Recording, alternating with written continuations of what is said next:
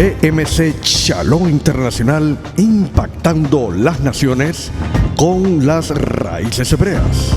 A continuación, el pastor Diego Higuita.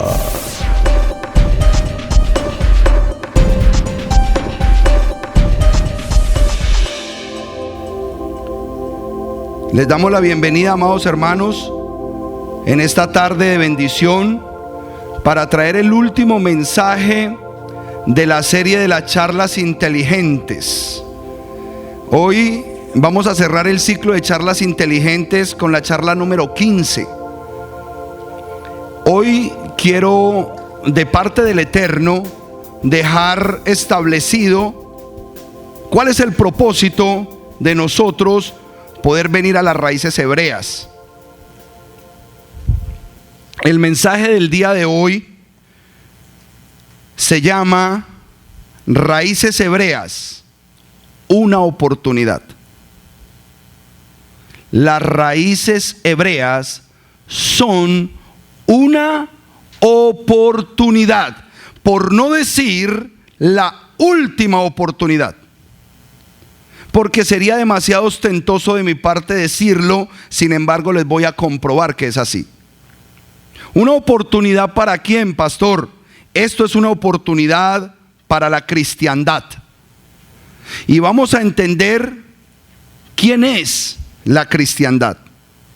Las raíces hebreas no vinieron ni fueron establecidas para dividir los ministerios, sino para llevar a los ministerios cristianos a un nivel superior de entendimiento, conocimiento, unción, obediencia y por tanto gran bendición al pueblo de Dios. Eso es las raíces hebreas. ¿Qué son las raíces hebreas, hermanos? Muy bien. ¿Qué son las raíces hebreas, hermanos? Es ostentoso, pero si tú tienes el talento bíblico para demostrarlo como lo vamos a hacer hoy, usted se lo puede decir. O te agarras de las raíces hebreas o no vas a ver la bendición de Dios. Uy, pastor, pero muy bravo. Y ya hay segmentos de la humanidad probando que el famoso mensaje de prosperidad no existe. ¿Qué van a hacer los predicadores que le predicaron por décadas prosperidad a Puerto Rico? Están como las avestruces, con la cabeza entre la tierra, trágame tierra, porque esa prosperidad no llegó. Y la semana pasada hablábamos de algo importante, que la prosperidad es el resultado de la obediencia. Por lo tanto, nosotros tenemos que predicar esa obediencia y santidad para que el Eterno traiga la bendición. No quise decir en primera instancia la última oportunidad. ¿Y por qué atrevernos a decir que es la última? Lo vamos a ver más adelante, porque vamos a tener que tocar la historia bíblica para poder entender que esa es la última oportunidad. Y ojo, es la última oportunidad para ir a un nivel superior de conocimiento y por lo tanto un nivel superior de bendición. Y ahorita lo vamos a demostrar, porque para eso está la historia y están los documentos que nos cercioran de que esto es una realidad. Quiero hablar y proponer hoy acerca de este concepto tajante de las raíces hebreas como la última oportunidad que el Eterno le ha traído al cristianismo, a la cristiandad. Debemos conocer lo anterior. Si yo estoy diciendo es la última oportunidad, entonces yo les tengo que decir, bueno, entonces ¿cuáles eran las primeras? Tengo que hacer una referencia histórica para que usted diga, espérate, que lo que está diciendo ese predicador tiene sentido. Eso es la última oportunidad que Dios le está dando al pueblo de Dios para que vayan al único nivel que le falta al pueblo cristiano. Que el Eterno, vamos a orar, porque el mensaje que traigo es trascendental. Las personas que vean este video, donde quiera que lo vean y cuando lo vean, pueden encontrar la bendición más grande de sus vidas a través del video de hoy, con la ayuda del Eterno. Por eso quiero orar. ¿Me acompañan? Padre celestial y glorioso, yo te doy gracias en esta hora en el nombre poderoso de Yeshua HaMashiach. Yo te pido que yo solamente sea un canal por donde tus palabras, corroboradas por la historia y por la palabra tuya, la Biblia, hagan una mella, una marca especial y siembren una semilla poderosa en el corazón de aquellos que puedan ver este video, que puedan tener este mensaje que hoy impartimos desde esta comunidad. En el nombre poderoso de Yeshua HaMashiach, yo te pido, Padre eterno, que tú despejes la mente de mis hermanos y quites de ellos todo emocionalismo, todo sistema, Padre de la gloria, almático, toda condición, Padre, que no les permite o no les ha permitido recibir las promesas de bendición que tú tienes para nosotros. En el nombre de Yeshua, que si mis palabras son de hombre, yo te suplico que caigan en tierra seca y que no traigan fruto a la vida de tu pueblo. Pero si mis palabras provienen de ti, yo te suplico que caigan en corazones dispuestos para que el fruto sea abundante en ellos, en sus familias, en sus comunidades, en sus ciudades y en sus países. Yo te lo pido en el nombre poderoso de Yad Hei Bahei, Yahweh Sebaot, el Elohim de Abraham, de Isaac y de Jacob, el Elohim poderoso de Israel, el que ha sido, es y seguirá siendo la roca de nuestra salvación, el Adón, Yeshua HaMashiach. Amén y amén. Gloria al Eterno.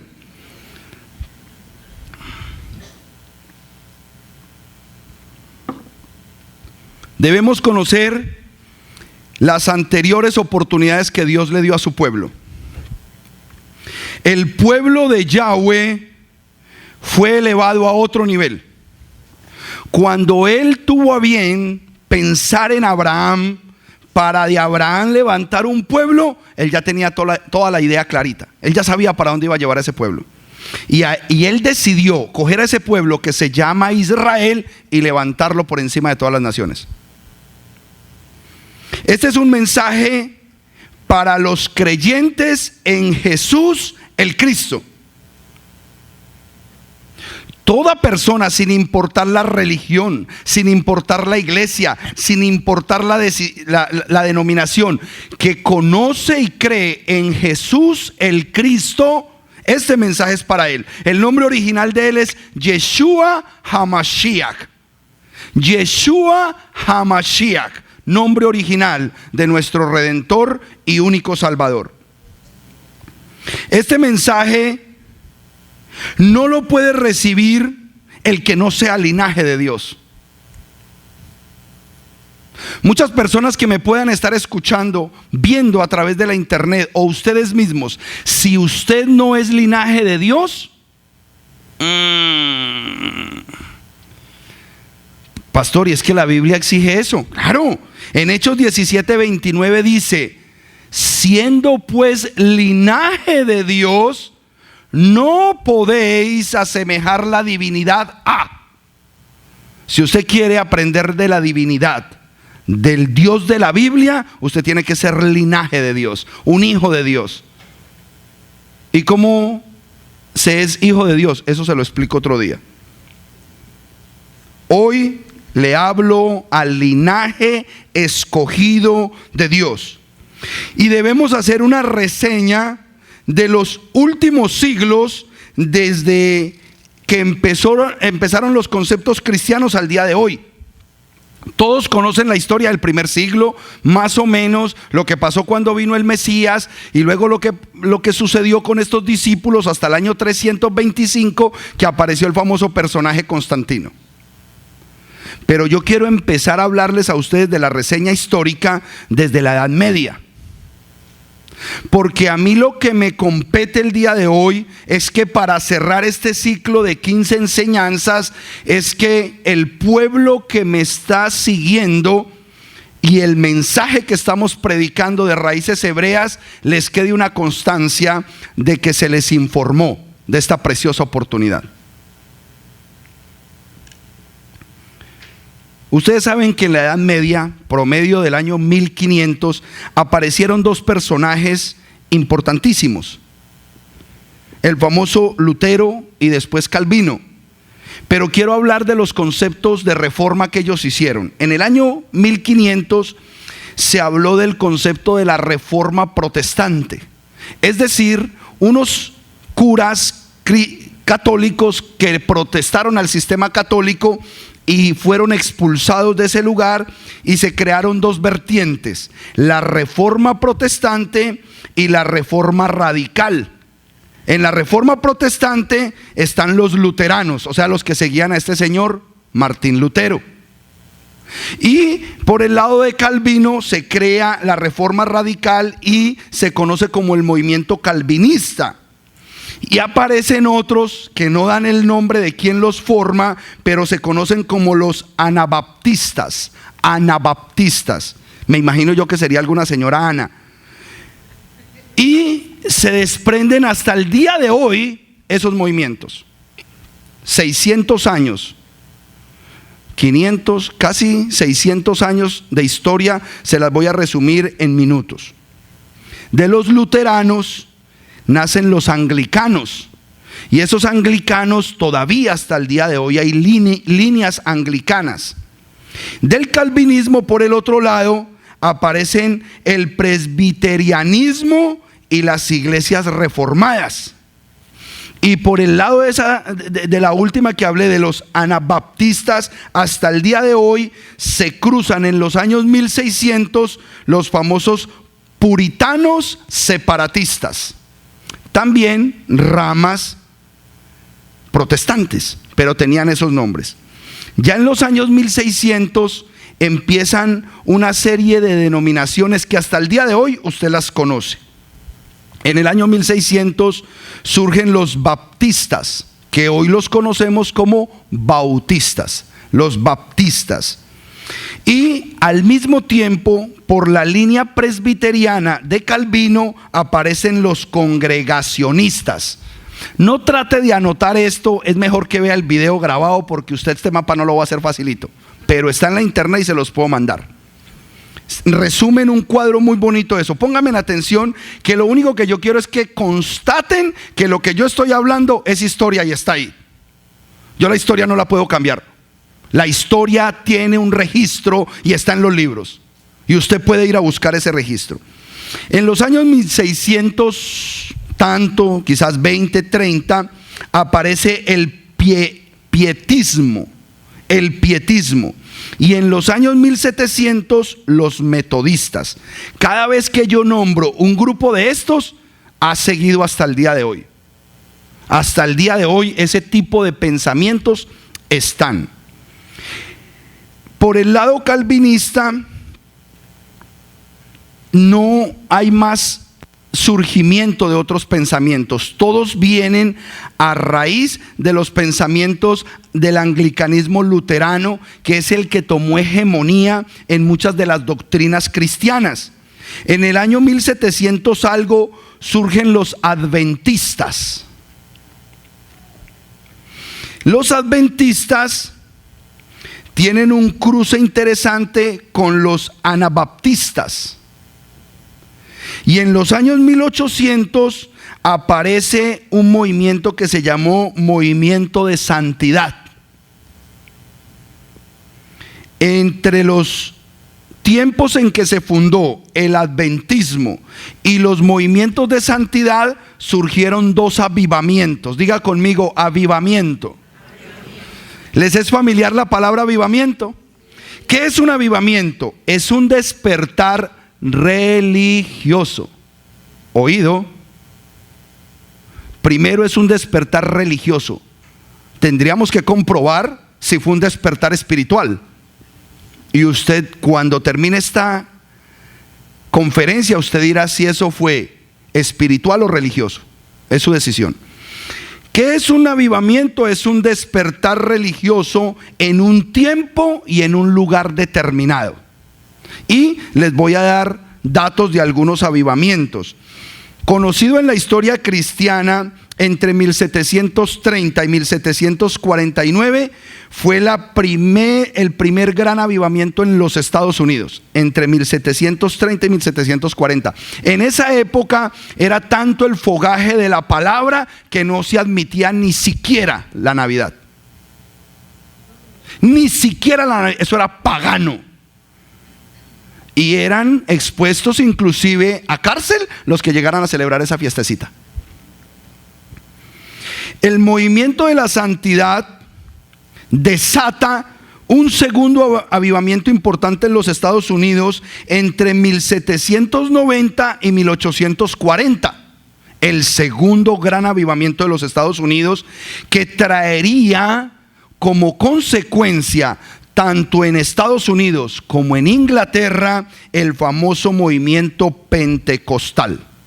El pentecostalismo empieza a tomar vigencia en el año 1900, y de este pentecostalismo empiezan a surgir nuevos avivamientos.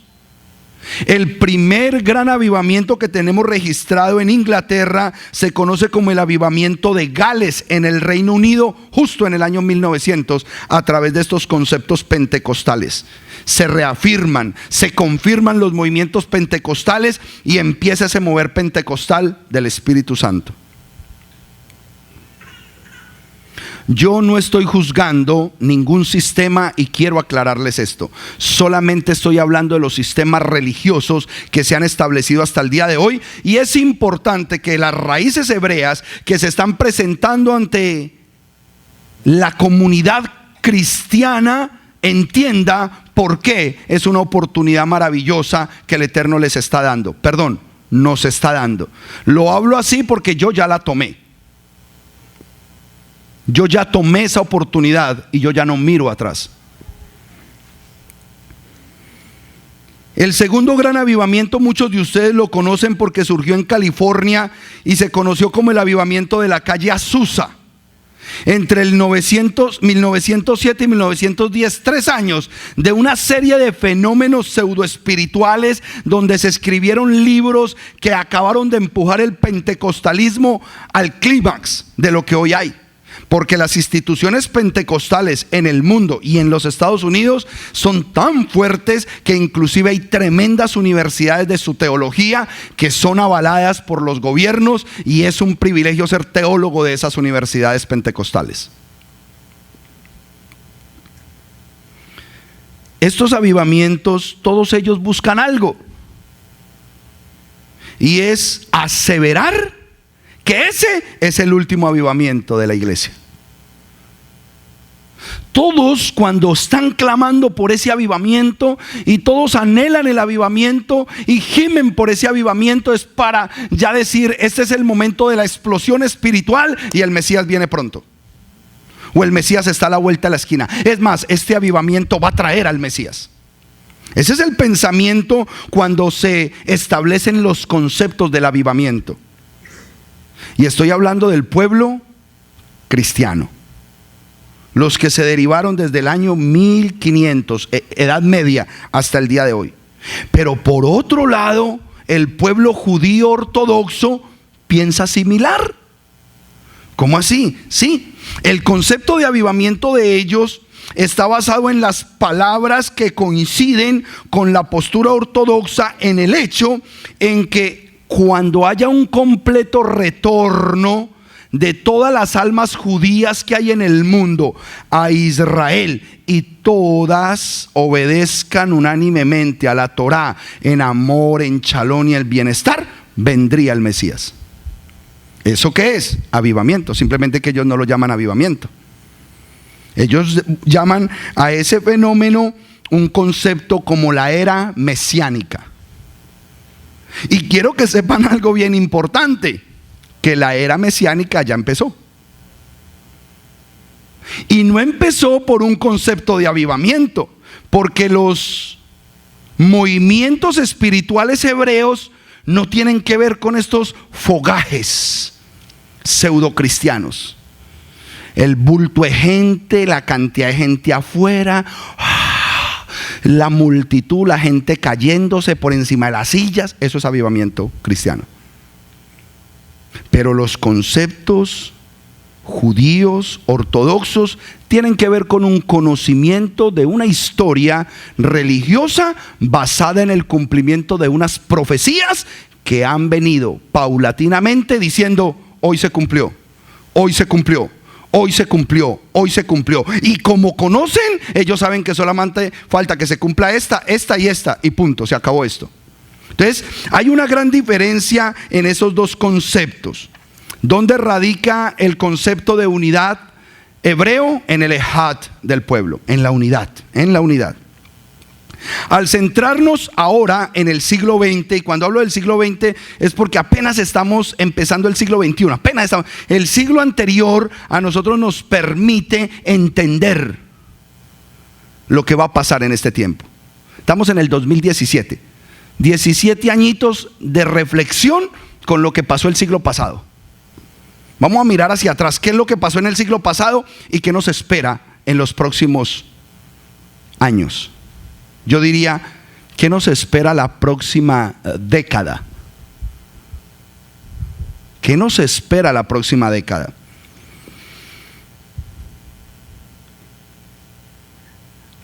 Debemos decir, somos hoy el resultado del evangelicalismo. Así se llama todo lo que hoy nosotros hemos representado en las iglesias. No importa la iglesia a la que nosotros pertenecimos hace meses, semanas, o las personas que nos visitan hoy para decir, ¿será que sí es por aquí? Pero tienen otra iglesia. Somos el resultado de ese movimiento evangelicalismo, cristianismo evangélico o protestantismo evangélico. Todos estos términos nos centran en lo que es el concepto llamado iglesia. Iglesia, concepto netamente griego, porque en la primera parte del libro jamás se habla de una iglesia, se habla de una keilá, que viene de la raíz kahal, que significa congregación. Congregación. ¿La congregación de qué? De Israel. Y desde el capítulo 19 de Éxodo se estableció la congregación de Israel, que fue todo un pueblo, 2 millones de personas alrededor del monte donde se entregarían las tablas y la Torá. Ahí estaba la Cajal de Israel, la congregación de Israel. Ese es el verdadero término. Entonces todos estos movimientos evangélico cristiano protestantes han terminado hoy en día de esas ramas en 40,000 denominaciones. 40,000, y cada una de ellas dice tener la verdad. ¿Cómo hacemos? Tin Marí de doping, títere mácara tutre, fue esta. ¿Qué vamos a hacer si son 40,000 denominaciones cristianas que dicen poseer la verdad? Estamos en problemas. Dígale al del lado, estamos en problemas. Cuando hablamos de 40,000 denominaciones, estamos hablando de vertientes de pensamiento cristiano protestantes. ¿Por qué estas palabras las debemos conocer? Son importantes porque en la Edad Media, en el año 1500, cuando empezó este proceso, el amigo Lutero primeramente y después Calvino desataron una profecía. ¿Cómo? Calvino y Lutero desataron una profecía. ¿Cuál? Apocalipsis 17. Apocalipsis 17, y ahí sí los versículos anote, porque aquí tiene una información poderosa. ¿Qué pasó en Apocalipsis 17:1? Dice la voz profética del Mesías, porque esta fue la revelación de Yeshua que se manifestó al apóstol Juan. Entonces vino uno de los 7 ángeles que tenía las 7 copas y habló conmigo diciendo: ven, te mostraré el juicio de la gran ramera que está sentada sobre muchas aguas. En el versículo 1 hablan de una gran ramera. La versión Pechita dice la gran prostituta. Y cada una de las versiones de ustedes pues tendrá un nombre similar para esta institución. No estoy diciendo cuál, que la Biblia la llama la gran ramera. Y cuando está hablando del concepto ramera, tiene que ver exclusivamente con la prostitución idolátrica que siempre ha manejado. Porque el único Dios al que debemos adorar, dijo en el segundo mandamiento en Éxodo capítulo 20, no tendrás dioses ajenos delante de mí. No te harás imágenes de nada de lo que creas que está arriba en el cielo, en la tierra, ni debajo de la tierra. No te postraréis ante ellas ni las adoraréis, porque yo soy un Dios celoso, que castigo la maldad de los padres sobre los hijos hasta la tercera y la cuarta generación de los que me aborrecen. Eso es un mandamiento pesado, y ese mandamiento aplica a toda institución que no lo hace, llamada la gran ramera. Pero si yo salto al 5, me metí en problemas. Me metí en problemas y la culpa es de Lutero y de Calvino. Y que me perdonen lo que me están viendo por internet. ¿Por qué? Porque en el versículo 5 se reprodujo la ramera. Dice así el versículo 5: también en su frente un nombre escrito, un misterio: la gran Babilonia, la madre de las rameras y de las abominaciones de la tierra. Ya esta gran ramera es una ¿qué? Madre. Ahora, pastor, ok, yo le acepto lo de madre, pero yo ¿cómo me doy cuenta cuáles son las hijas? Porque el versículo dice: la gran Babilonia, la madre de las prostitutas, la madre de las rameras. ¿Cuáles son esas hijas? ¿Cómo las reconozco? Ojo, y vuelvo y repito, no hablo de movimientos. No hablo de personas. Porque en mi familia todavía tengo gente que va a esa iglesia y los amo.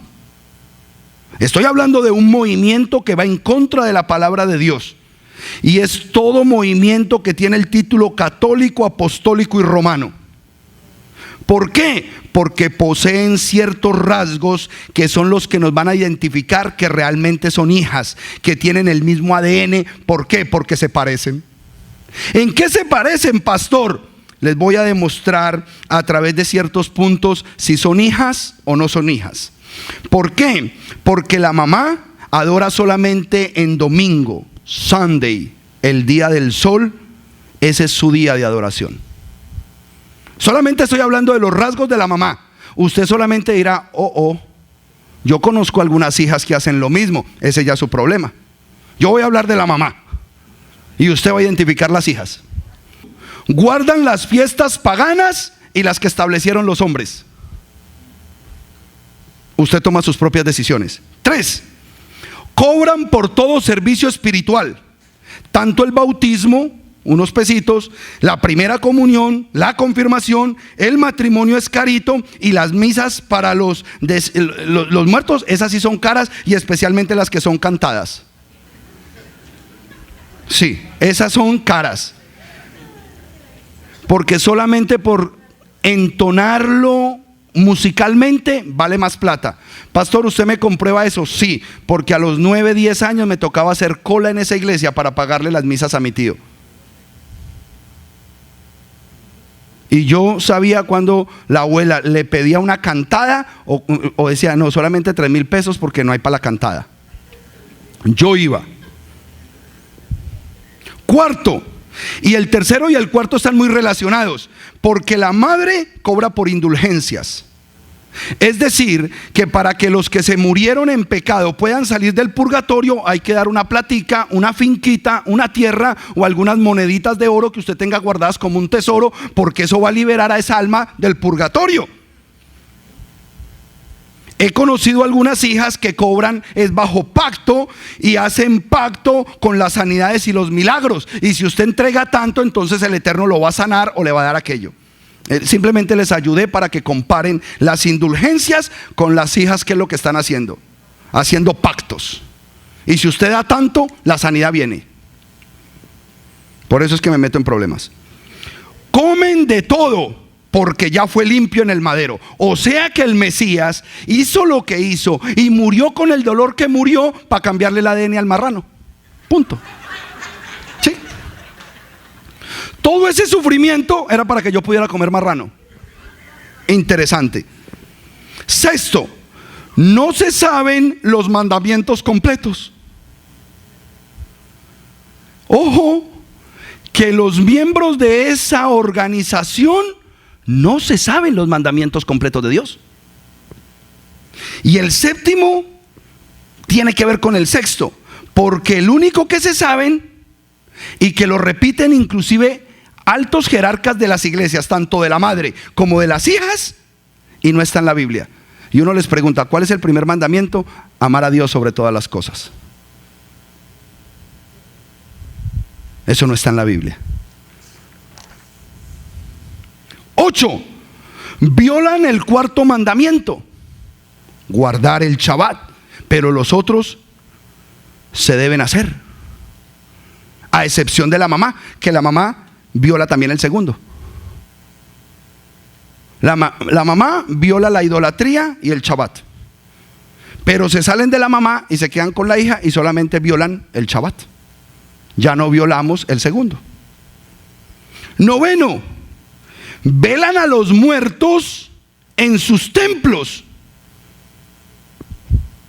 y mantienen los osarios de los muertos dentro del templo o debajo del templo.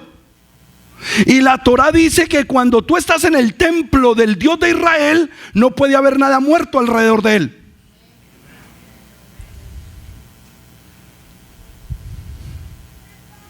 Solamente quiero dar esos rasgos, pero es importante dejar estas reseñas y observaciones para que los que aman la verdad sean libres. Como dice Juan 8:32, y conoceréis la verdad y la verdad te hará libre. Diga conmigo el versículo de los $5,000. Diga conmigo. Juan 8:32 en Broward en el 2005 se convirtió en el versículo de los $5,000. Resulta que yo asistí a una congregación que vino la flamante idea del Espíritu de cobrar por cada versículo. Y empezaban a dar versículos desde $50, el que diera 100 le daban otro versículo, y los más aventados con plata, si daban 5,000, les entregaban Juan 8:32. Y conoceréis la verdad y la verdad te hará libres. Nunca se me va a olvidar. Nunca se me va a olvidar. Y lo digo públicamente porque es una verdad, y se lo puedo decir en su cara, que venden la palabra del Eterno. Negocian con la palabra del Eterno. La silla.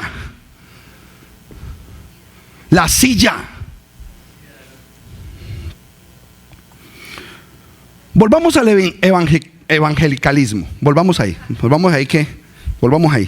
Ya me voy por otro lado.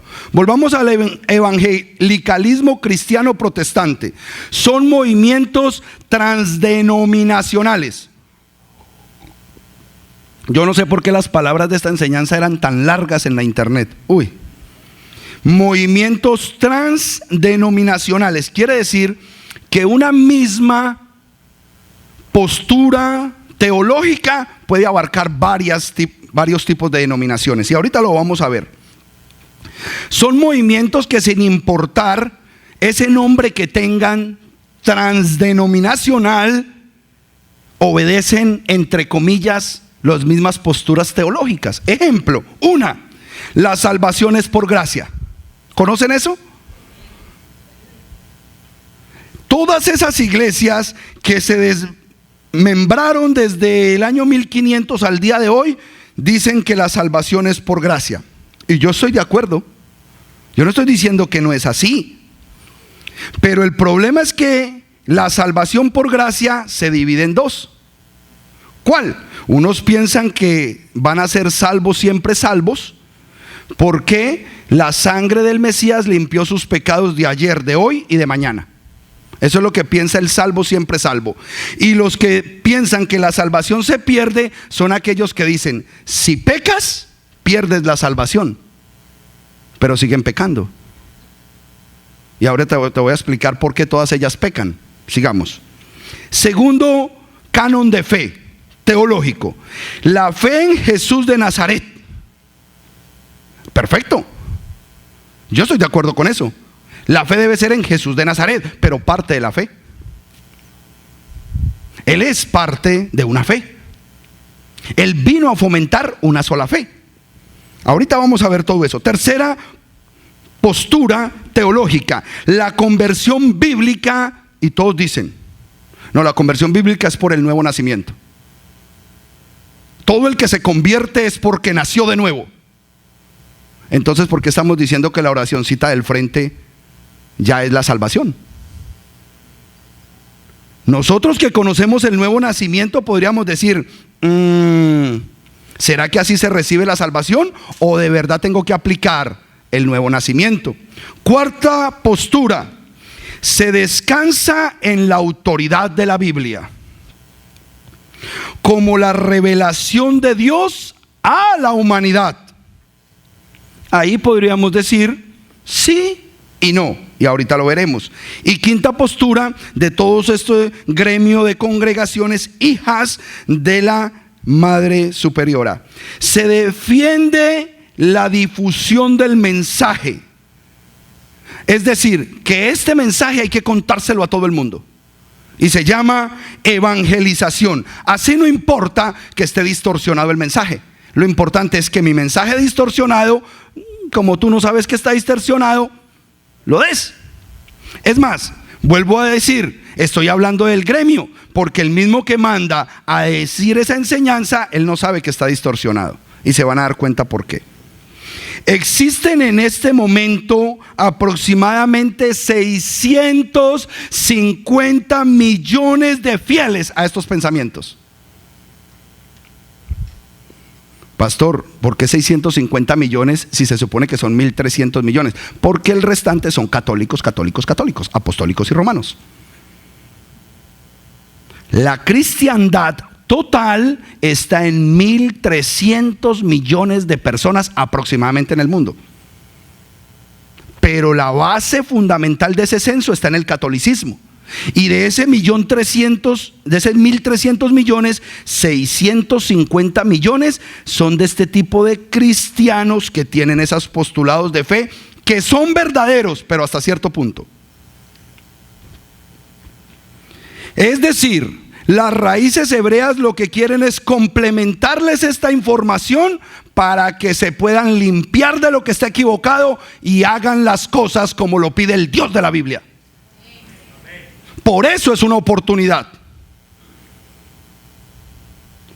Mi mensaje no me interesa que tenga mella en las instituciones, porque no lo van a recibir. Pero yo no voy por las instituciones, yo solamente voy por el corazón de las ovejas perdidas de la casa de Israel. Las instituciones se pueden seguir llenando de gente, pero mientras que yo toque el corazón de una oveja perdida, la traigo a la verdad. Eso es lo que a mí me interesa, y la verdad tiene que caminar, la verdad se tiene que decir. Estos principios de fe, aunque difieren en su ejecución, bíblicamente van cambiando de denominación en denominación. Todas las denominaciones que les hablé hacen la salvación diferente.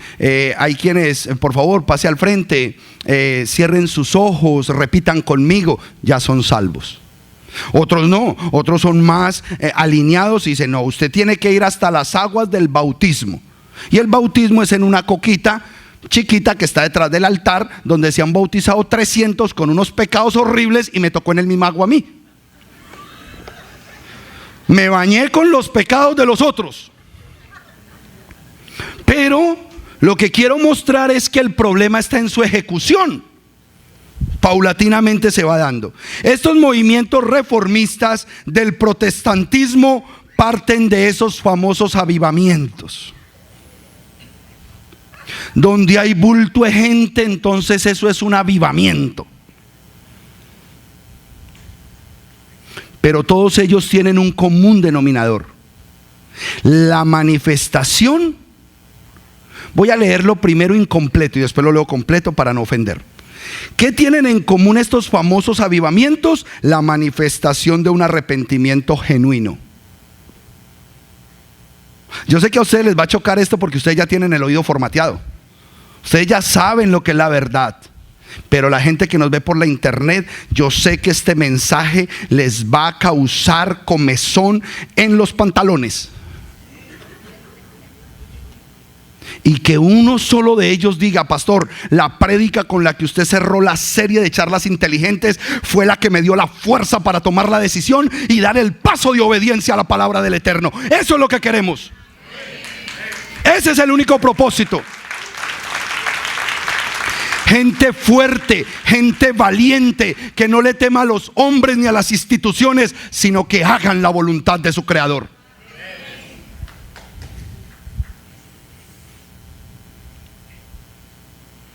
Lo voy a leer así, ahora sí como yo lo escribí. Los avivamientos surgen con un común denominador: la manifestación de un supuesto arrepentimiento genuino del pueblo. ¿Por qué supuesto? Porque un verdadero arrepentimiento te lleva a la obediencia a los mandamientos, y eso jamás pasa en esos avivamientos. De la misma manera que los avivamientos cristianos de genuino arrepentimiento nunca llevan a esa institución a guardar los mandamientos de Dios, es igualito que la mamá en las fiestas patronales, que todo el mundo se emborracha y nadie se convierte.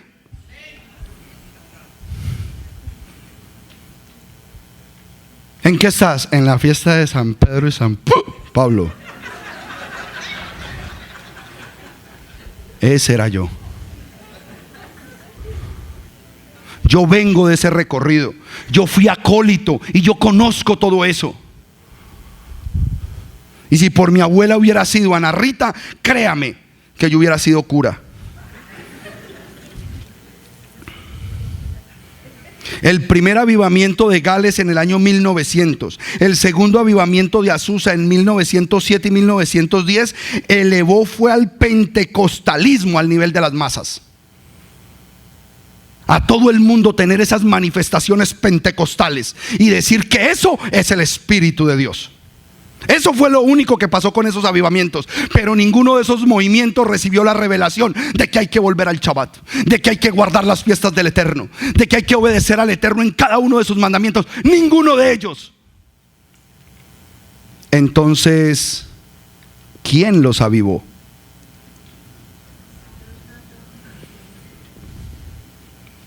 Y todo esto ha continuado hasta el día de hoy, con movimientos de milagros y sanidades, las famosas y llamadas la campaña. Hay que hacer campaña. Luego, bajo perfiles más bíblicos neotestamentarios, aparecieron los movimientos proféticos, apostólicos, profético-apostólicos, y lo volteamos apostólico-proféticos. Todos ellos son un común denominador. Los números para ellos es lo más importante. Todo lo que se pueda contar, el fruto cuantitativo, pero nunca el fruto cualitativo.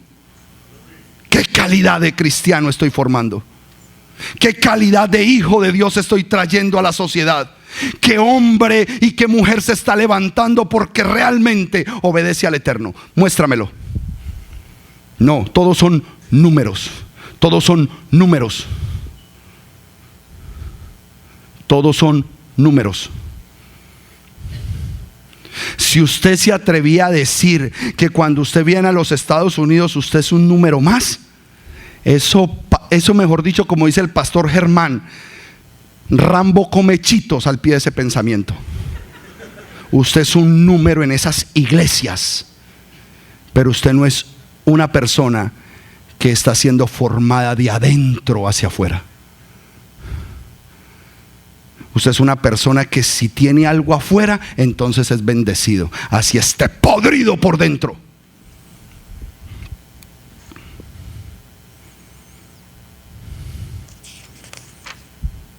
Esto mueve hoy en día cifras astronómicas, hermanos. El famoso evangelio de la prosperidad. Muy lejos sería que lo pudieran pronunciar al revés, para que pudiera soportarse bajo el diseño de Yahweh, la prosperidad del evangelio. La forma correcta sería la prosperidad del evangelio. ¿Cómo hacemos prosperar el evangelio de la verdad? ¿Cómo hacemos para que este evangelio veraz, verdadero, llegue a los 4 rincones de la tierra y podamos rescatar a las ovejas perdidas de Israel? Prosperemos el evangelio y no esperemos que el evangelio nos prospere a nosotros.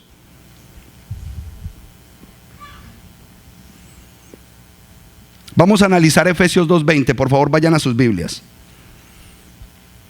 Efesios 2:20. ¿Dónde fue que yo marqué Efesios 2:20? ¿En cuál de estas Biblias? En esta. Efesios 2:20.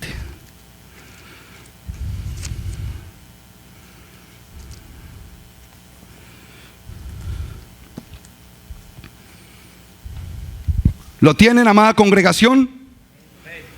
Espero otro momentico, que solamente escuché 4 amén. Eso. Yo quiero que todos lean este versículo, y si lo pueden marcar, márquelo, porque este versículo nos va a hablar clarito a partir de este momento. Ahora sí empieza la prédica, lo otro era pura introducción. Efesios 2:20. Estando edificados sobre el fundamento de los apóstoles. ¿Quiénes eran los apóstoles? Los discípulos de Yeshua. Y de los profetas. ¿Cuáles profetas? Ojo, no me vayan a decir que los de este tiempo. No me vayan a decir que, no, el profeta, no, la profeta, no me hablen de eso. Jeremías, Isaías, Zacarías, pero el más importante de todos, Moshe.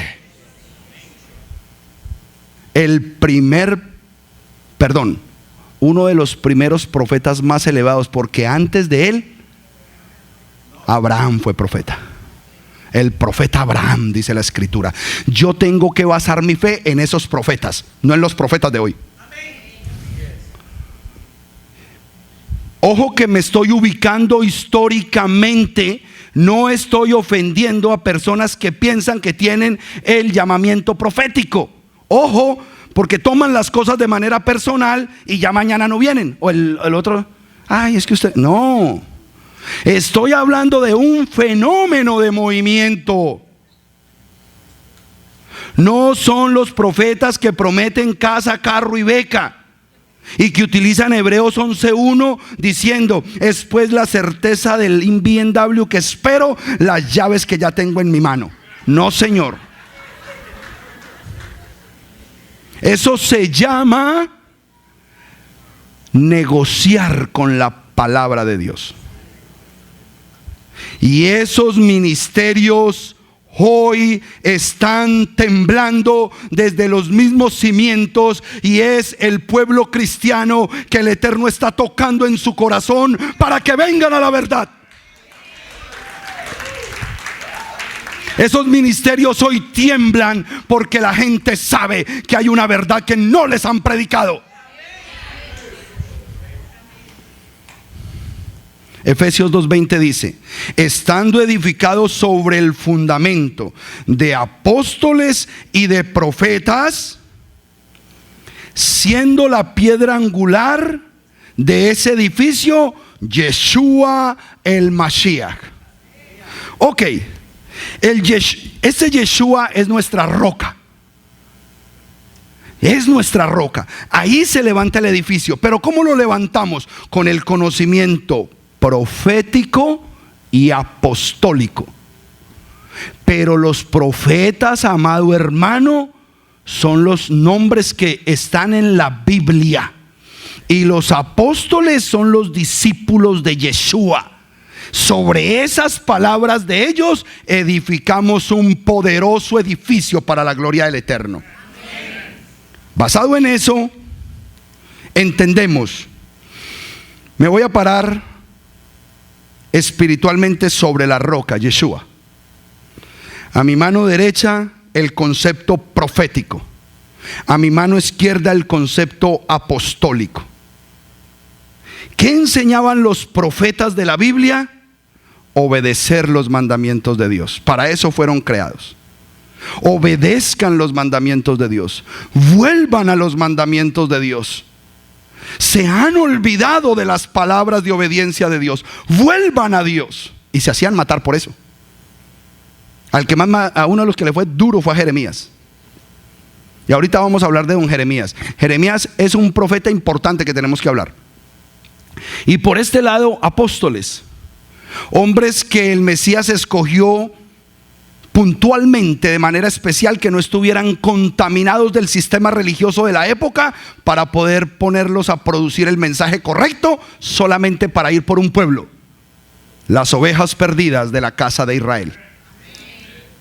No iba a ir por los judíos, porque no era el tiempo de ellos. A los mismos judíos que les dijo: yo tengo otro rebaño que no son ustedes, y yo tengo que ir por ese rebaño. Y en Mateo 15:24 dice: ¿cuál es el rebaño? Las ovejas perdidas de la casa de Israel.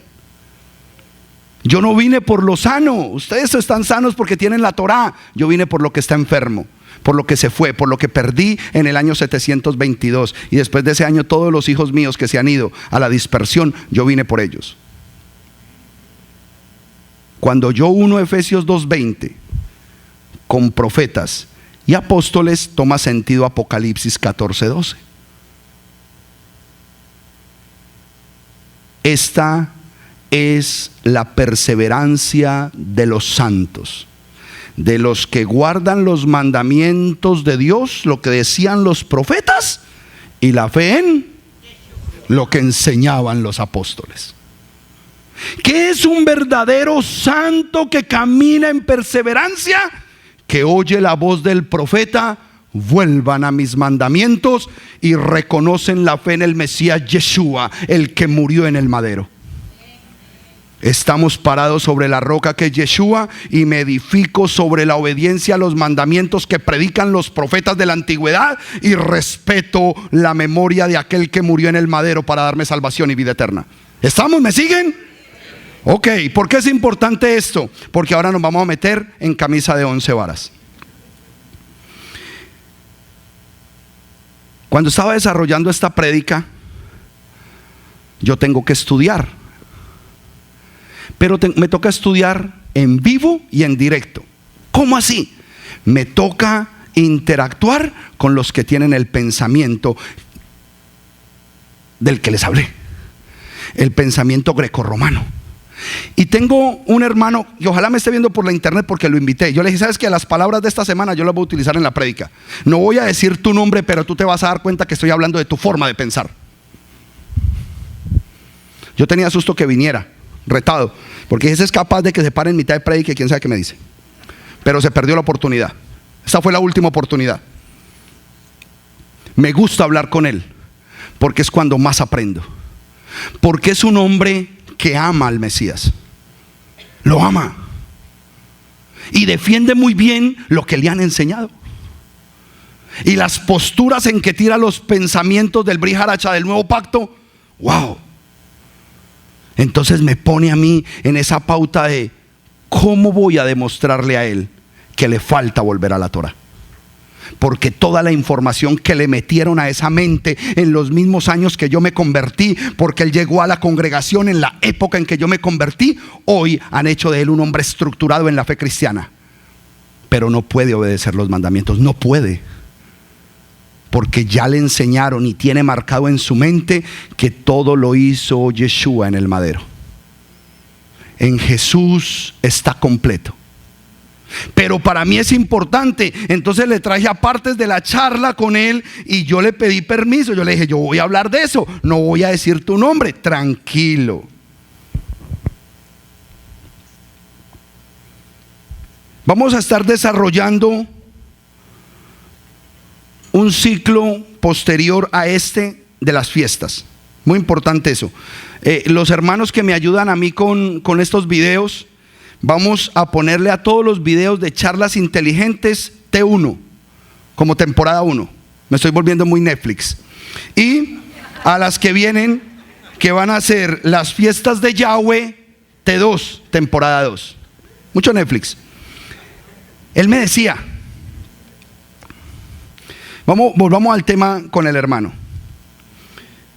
Empezamos a discutir acerca de las posturas que siempre estamos defendiendo en las raíces hebreas. Que el pueblo que fue bañado por la sangre del Mesías tiene que volver a los mandamientos. Y él, que no, Y lo defiende desde su postura de manera supremamente inteligente. Diría yo que es un buen teólogo.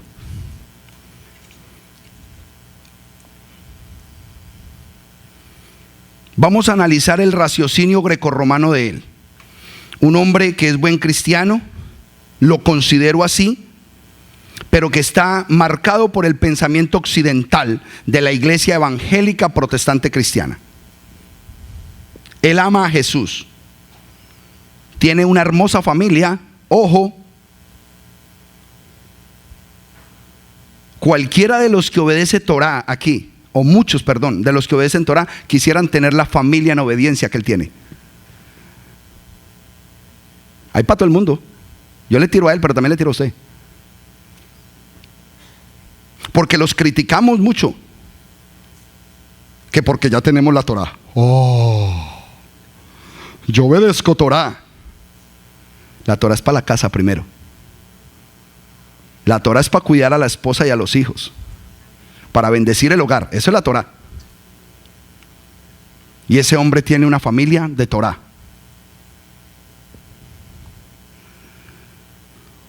Es una hermosa familia que ama a Yeshua, pero ya no se congrega. ¿Cómo así, pastor? Sí. Eso es lo que le está pasando a un gran porcentaje de esos 650 millones de creyentes en Jesús. Ya no se congregan. ¿Por qué? Porque han visto cosas que no encajan y han visto hombres que no cuadran con el mensaje que predican y se mantienen saltando de iglesia en iglesia desde hace 16 años aproximadamente. Entonces la última vez que me reuní con él fue en una pizzería. Esa era la iglesia. Charlemos aquí comiendo pizza. En nuestras discusiones de quién tiene la razón, porque esa es la discusión de él y yo, quién tiene la razón aquí, no solo me envía pasajes bíblicos muy buenos, porque es acertado con su teología, pero entendidos y definidos desde ese pensamiento que yo también defendí años atrás. Lo que te pasó a ti el lunes, pastor Jorge. Yo me gozaba viendo al pastor Jorge Loaiza enseñando Gálatas de manera contraria a como lo enseñaba antes. Porque cuando era pastor cristiano, teólogo, hijo de pastor, ¿puedo decir todo eso? No, lo pueden editar. Ah, no, aquí no. Él se aprendió la carta de los Gálatas bajo pensamiento grecorromano para decirle a la gente que no debía guardar mandamientos. Y hoy predica que Gálatas es un documento netamente hebreo que defiende la Torá y el mandamiento. Él también, aparte de versículos, me envía pensamientos y conclusiones teológicas de hombres muy famosos de los últimos siglos, de todos estos movimientos que yo les hablé al principio, con un pensamiento netamente evangélico, protestante, cristiano, pero que son famosísimos. Entonces usted ve en las redes sociales tremenda frase cristiana y abajo el nombre del teólogo pastor que predicó eso y lo enseñó y se quedó famoso. Pero vamos a analizar si esa fama es veraz con la escritura. Y no quiero hablar del hermano que falleció, porque ya falleció. Simplemente de eso está inundada la información de gente que él mismo me dice: no, entonces tú vas a derribar el pensamiento teológico de grandes hombres que existieron. Sí, lo voy a derribar si va en contra de la palabra. No me asusta el nombre de nadie, yo solamente le temo al nombre de Yahweh. Créame que yo me meto en problemas. Por eso no salgo de casa. Y el que conoce mi dirección, por favor no la comparta. Voy a citar una de las frases que me envió. Él cerró con una foto lo más de bonita de un tal R.C. Sproul.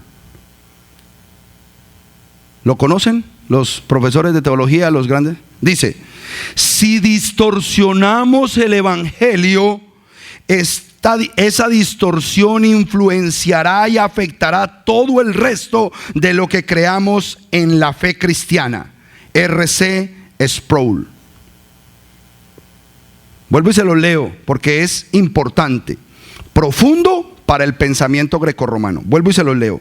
Si distorsionamos el evangelio, esa distorsión influenciará y afectará todo el resto de lo que creamos en la fe cristiana. Y por esa frase y por todo el trabajo que hizo, porque quiero que sepa que era predicador, escritor, teólogo del nuevo movimiento reformado en los Estados Unidos, y falleció apenas el 14 de diciembre del 2017 aquí en Florida.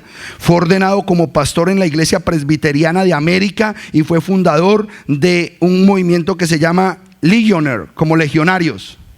Legionnaire. Él fue el fundador de eso. Entonces es un hombre muy respetado en el gremio cristiano y yo no lo estoy respetando. Pero sus palabras y las que dejó anotadas las filtro a través de la palabra a ver si son verdaderas y son reales. Y vuelvo a decir que con estos puntos que estoy tocando no quiero denigrar del trabajo de nadie. Quiero exaltar la verdad de lo que hoy se defiende como religión cristiana. Estoy haciendo hincapié en conceptos que vamos a definir o como verdad o como mentira. Yo no puedo negar que él es catalogado como un gran predicador, dice la biografía en internet y usted la puede buscar, R.C. Sproul. Las palabras que yo estoy escribiendo acá las saqué textualmente de la biografía de él. Finaliza con las siguientes palabras. Ahorita vamos a analizar cómo termina la frase anterior, pero aquí termina diciendo, leo textualmente: honraremos a R.C. mejor llevando a cabo su misión para ayudar a la mayor cantidad de gente posible a comprender el carácter de Dios, oído, y descansar solo en la fe en Jesucristo. ¿Me entendieron el ejercicio que hicimos de Efesios 2:20? Donde nosotros debemos ser edificados sobre lo que dicen los profetas y lo que enseñan los de la fe en Yeshua. Pero él se atrevió a establecer, o los que escribieron ese honorífico mensaje, que a él lo van a ayudar dándole a la gente, a la mayor cantidad de gente posible, a comprender, ni siquiera decir, a que ellos comprendan el carácter de Dios, que hay que descansar solo en la fe en Jesucristo. ¿Es bíblico o antibíblico? Porque la escritura dice que yo descanso en los profetas y en los apóstoles. Y Apocalipsis 14 dice que un santo es el que guarda los mandamientos de Dios y la fe en Yeshua. No solo la fe en Yeshua. Es un error. Es un error. Por más famoso que sea y por más buenas obras que haya hecho, está enseñando un error. Y pasa como los cantantes, que cuando se mueren es cuando más venden. Ay, se murió fulano, no, comprarle el LP, que ese es el único recuerdito que nos va a quedar. Como si cuando la persona se muere tomara una proyección mucho más trascendental. Eso es un error decirlo, porque está rompiendo con Efesios 2:20.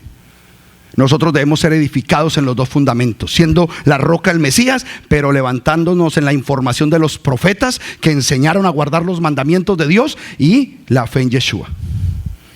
Ahora, cuando yo vuelva a la cita primera que dije, si distorsionamos el evangelio, esa distorsión influenciará y afectará todo el resto de lo que creemos en la fe cristiana. Pues claro, ya está afectado este mensaje, porque nosotros no debemos predicar la fe cristiana, nosotros debemos predicar la fe de la Biblia, y la fe de la Biblia es hebrea. Gústele al que le guste. Este documento católico, este documento cristiano, este documento mesiánico, todos tienen un original hebreo. Y la fe es hebrea. Y así se debe respetar la fe de la Biblia, bajo el pensamiento hebreo. Todo el que piense diferente a este proceso bíblico donde se desestima la primera parte del libro ha caído bajo la teología del reemplazo. ¿Esa es la verdad? Teólogos de reemplazo. Una sabiduría magistral y una demagogia detrás de un micrófono y en un púlpito para poder desintegrar la verdad de la palabra de Dios. Y será más aplaudido y más seguido y más buscado si logra comprobar que las palabras de Dios ya caducaron, que eso ya no hay que guardarlo, que eso ya no es para el pueblo de Dios, que eso era en la antigüedad y para los judíos. Sal de ahí, pueblo mío. Sal de todo lugar donde están denigrando de mi Torá, donde están hablando mal de mis mandamientos y donde no me tienen en cuenta a mí, que soy el único Dios verdadero, el mismo de ayer, de hoy y de siempre. Sal de ese lugar, hijo mío.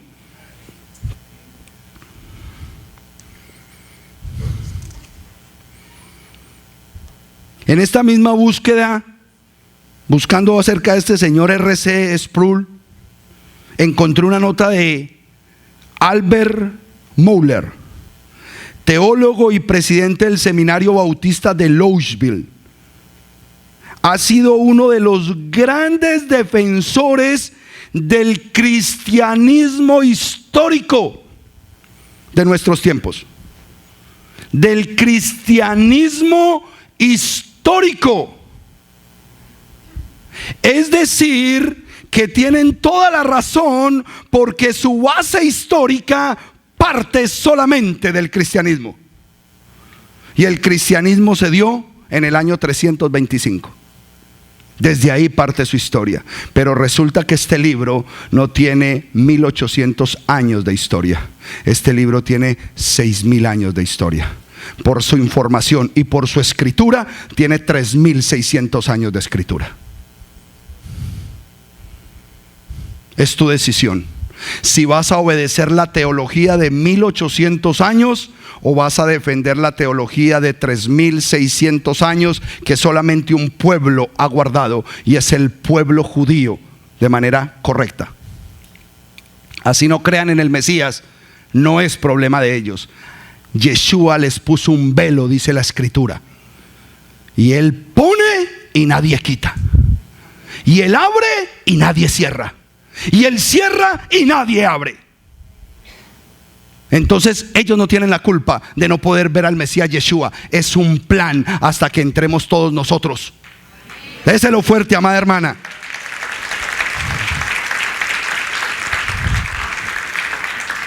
Hermana Ibe, ¿cómo hago para dar un mensaje sonriente así? No puedo. Esa historia la tenemos que analizar. Hace 1800 años, Constantino. Hace 600 en la Edad Media, Lutero y Calvino. Y yo no sé, pastor, averígüeme quién es Ana Baptista, si hubiera una señora, yo no sé, no encontré. ¿Dónde queda la defensa del mensaje histórico de toda la Biblia? ¿Dónde queda? Si la Biblia tiene más antigüedad, solamente en un lugar, solamente en un pensamiento, solamente en la oportunidad, la ventana que hoy se abre a la cristiandad y se llama las raíces hebreas de la fe bíblica. Solamente en ese lugar encontrarán la respuesta.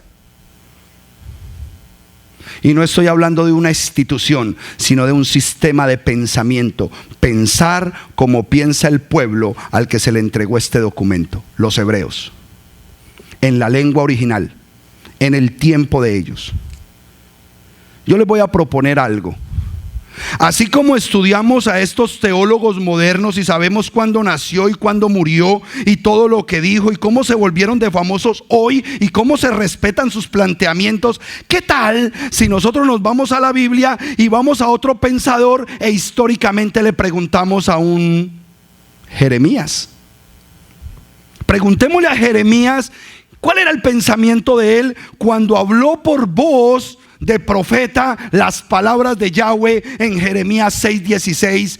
¿Qué dijo?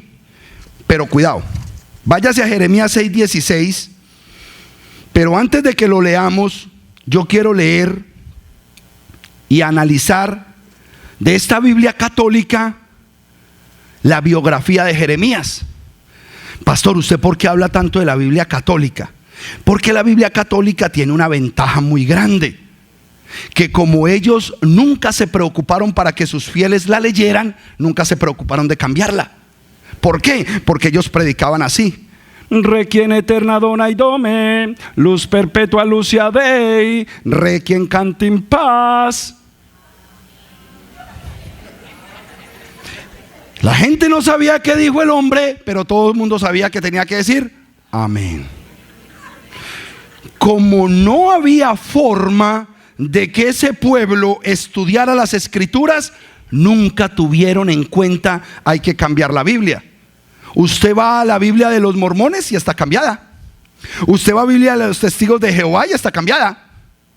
Usted viene a esta Biblia y tiene sus cositas.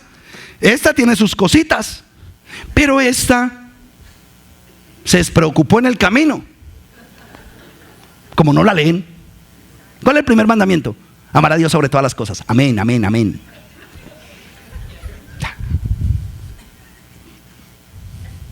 La verdad. Ah, sí. Esta, gracias a Dios, la tengo desde hace tiempos, pero sí, está tostada en los salmos. Mira esta hoja, toda tostada, porque se abre en el Salmo 91 y ahí se queda. Para que por ósmosis las palabras salgan y bendigan la casa. Por ósmosis. Vamos a leer lo que dice de Jeremías. ¿Qué dice la historia de este profeta? Reyes y generales se agitan en el escenario político, sacerdotes, charlatanes. Ay, cualquier parecido con la realidad de este tiempo no es mi culpa, está escrito acá. Por favor, por favor. Yo se la presto al final, yo solamente estoy leyendo textualmente el documento. Reyes y generales se agitan en el escenario político, sacerdotes y charlatanes proporcionan al pueblo la verdad que quiere oír. Guerras y hambre tienen postrados a los hombres. ¿Quién lleva adelante la misión de Israel, instrumento de Dios en el mundo? Dios. Entonces se busca a quien dará autoridad, no solo sobre Israel, sino sobre las naciones, para arrancar y destruir, pero para edificar y plantar. En una palabra, le encarga la misión de acelerar la historia. Este hombre será Jeremías, un muchacho de Anatot, descendiente de una familia de sacerdotes. Pues bien, Jeremías no solo pronunció los discursos que se hallan en el libro, sino que además vivió personalmente los acontecimientos como testigo de Dios. Cooperó con Dios. La palabra no nos debe asustar. En sus decisiones supremas que dirigen la historia, Dios obra en la historia mediante las obras, las palabras, los escritos y los rezos de muchísima gente, pero también impulsa fuerzas más profundas que sacuden la inercia de los corazones y hacen más fuerte entre los hombres en el afán de justicia. En estos campos que Dios se ha reservado, solamente cooperan en él esos pocos a los que conoció y consagró desde el vientre antes que nacieran. No sin razón, oído, no sin razón los judíos creyeron en tiempos posteriores que Jeremías, después de muerto, estaba delante de Dios intercediendo por ellos. Lo dice en 2 de Macabeos 2:14. El recuerdo de sus pruebas junto con el fin trágico del rey santo Josías. ¿Quién era el rey Josías? Un rey que después del reinado de Manasés, teniendo 8 añitos, recibió la corona de rey. Pero él no sabía gobernar de 8 años.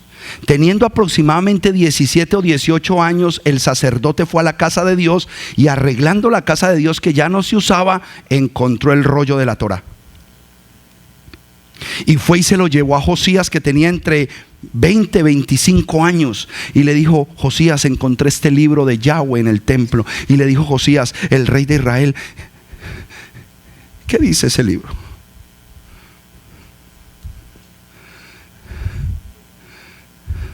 Y fue tocado por las palabras de ese libro. Y dice la palabra que como Josías no hubo otro rey en Israel. Arrancó con la idolatría, acabó con el sacerdocio malvado, con todos aquellos que adoraban otras deidades, limpió la nación. Quizás no limpió el corazón del pueblo, porque limpiar el corazón del pueblo es muy difícil. Yo le puedo quitar el santito, pero no le puedo quitar el amor en el corazón que tiene por el santito. Pero no hubo otro rey como Josías, dice la escritura, porque obedeció la Torá de Yahweh. Y yo quiero que usted tenga delante de Dios el título como rey de Josías. Que diga el Eterno: no hubo otro como Wilfran, no hubo otro como Diego Jaramillo, no hubo otro como José Sánchez, no hubo otro que cuando encontró el rollo de la Torá implementó lo que decía el rollo de la Torá. Dáselo fuerte al Señor, dáselo fuerte al Rey.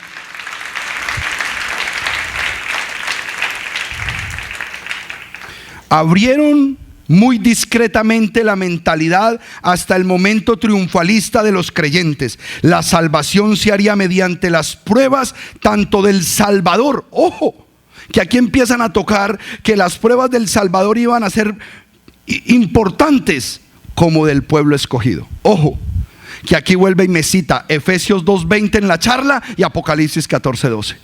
Escuchen lo que dice el que está narrando. ¿Quién era? Jeremías. Esto no es bíblico, esto es del editor, un historiador que contó la biografía de este hombre. Y mire cómo dice: las pruebas tanto del Salvador como del pueblo escogido que guarda Torah. Incluso él anunció el anuncio por Jeremías de una nueva alianza, un nuevo pacto. Desencadenaría el orgullo y la seguridad fácil que el pueblo escogido podía sacar de la alianza del Sinaí. Recuerden que el pueblo judío siempre ha reposado en que su salvación está en guardar mandamientos. Y eso nosotros no lo vamos a cambiar, porque eso lo cambia el Mesías. Y nosotros tenemos la fe puesta en que nos salva ¿quién? El sacrificio del Mesías y la fe que ponemos en él. Eso no ha cambiado. Datos históricos, y aquí es donde yo quiero centrarme. El contemporáneo que leí ahorita se murió el año pasado.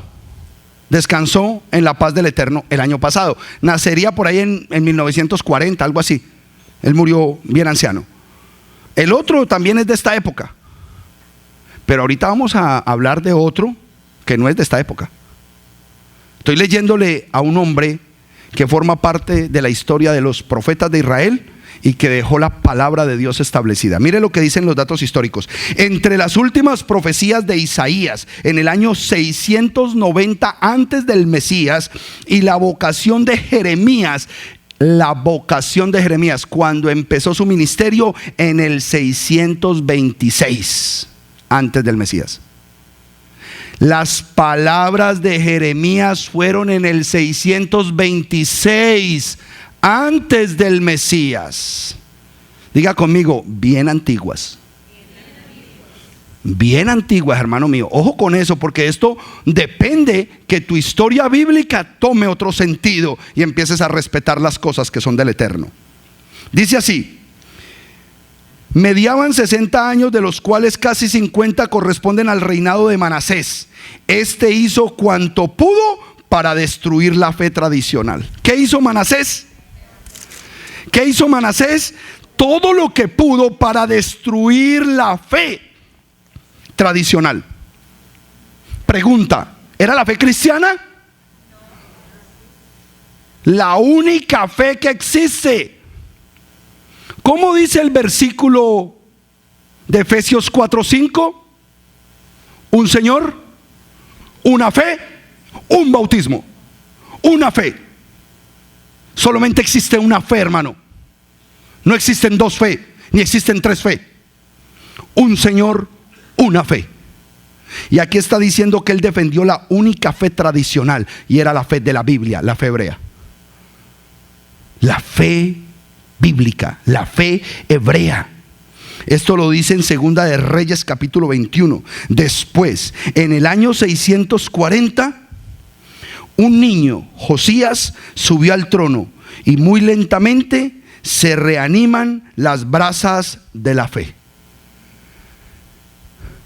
Subió un niño al gobierno, y a los 20 años, 25, reanimó el fuego de la única fe, de la fe de la Biblia. ¿Y cuál es la fe de la Biblia? ¿Qué es fe? ¿Qué es fe? ¿Qué es fe? Entonces, ¿qué le enseñó al pueblo? Obedecer. Le enseñó al pueblo a obedecer, y ese es el mensaje que debe mantenerse fijo y firme en nuestras vidas. Es necesario leer un poco ese concepto de Jeremías para poder entender lo mismo que hablamos de Efesios 2:20, pero ahora sí podemos leer con entendimiento histórico Jeremías 6:16. En el año 626, él empezó a predicar, y lo que el Señor le dijo a él en Jeremías 6:16, vamos a ver si lo tengo aquí. Dijo, mira lo que dijo el Señor, año 626 antes del Mesías. Y nos tenemos que edificar sobre las palabras ¿de quién? De los profetas. Y dice, así dice Yahweh: párense en los caminos y vean, pregunten por las antiguas sendas. Pregunten por las antiguas sendas y miren cuál es la senda buena, y anden por ella y hallarán reposo para sus almas. Pero dijeron, no andaremos por ellas. En el año 626 viene la palabra del Eterno y le da una información a Jeremías y le dice, Jeremías, tienes que decirle al pueblo que tienen que volver, teshuvá, retorno a las sendas antiguas, a los senderos antiguos. La palabra sendero, la palabra camino es la misma palabra, y en hebreo es derek. Diga conmigo, derek. Esa es la palabra camino, sendero. Y el Mesías dijo, yo soy el derek, yo soy la emet y yo soy la hay. Yo soy el camino, yo soy la verdad y yo soy la vida. Yo soy la Torá. Pues eso era lo que le estaba diciendo Jeremías al pueblo: vuelvan a la Torá. Ese es el camino antiguo, la Torá. Y cuando tú vuelves al camino antiguo, encuentras la felicidad, encuentras la bendición y el gozo. Pero ellos dijeron, no caminaremos por ellos.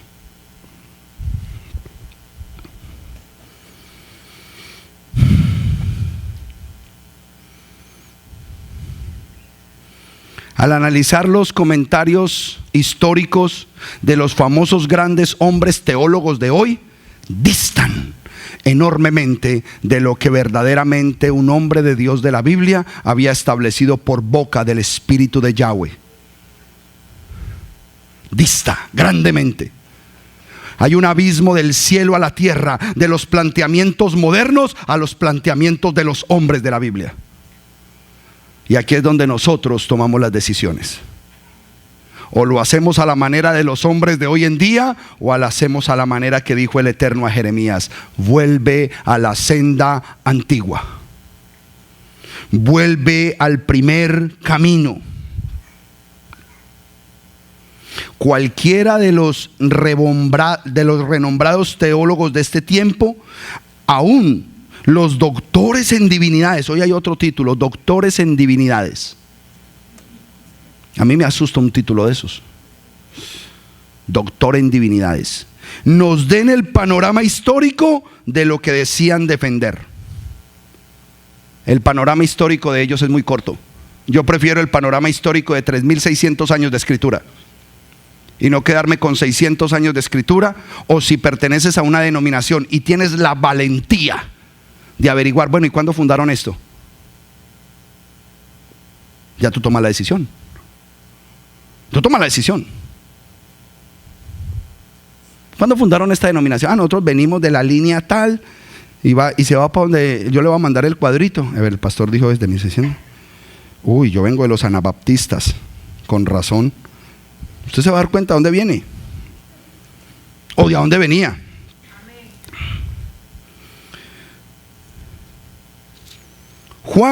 Primera de Juan 2:6. Primera de Juan 2:6. Primera de Juan 2:6. Ya leí aquí. Vámonos para Primera de Juan 2:6.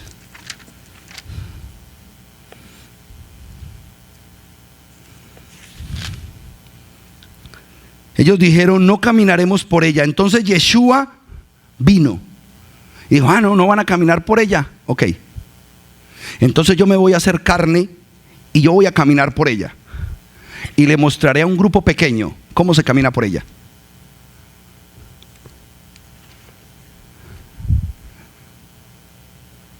Él vio que como no caminaban por ella, les faltaba un ejemplo. Y dijo: entonces yo voy a ir y yo voy a caminar por esa senda. Y les voy a dejar información para que entiendan que si yo caminé esa senda, el que me ama a mí y me sigue a mí, sigue mi senda. Primera de Juan 2:6. Cuando lo tengan me dicen amén. El que dice que está en él debe andar como él anduvo.